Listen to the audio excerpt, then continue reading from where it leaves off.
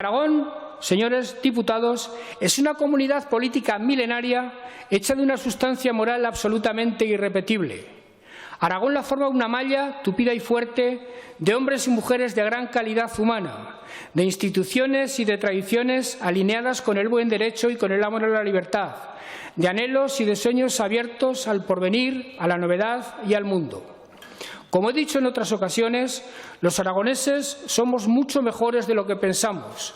Si nos lo proponemos, nos sobra fuerza y talento para afrontar con éxito cualquier desafío.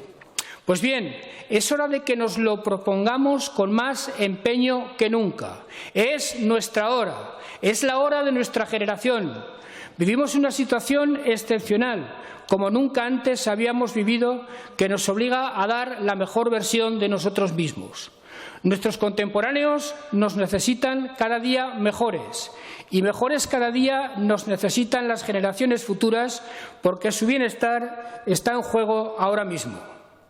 Con el paso de los años, cuando nuestros hijos y nuestros nietos vean la encina ya crecida, cuando recuerden el momento en que se plantó y el motivo, ojalá la carrasca les haga recordar con emoción a las personas fallecidas por el maldito virus y ojalá nos recuerden a nosotros con respeto porque en la hora más difícil supimos estar a la altura de las circunstancias.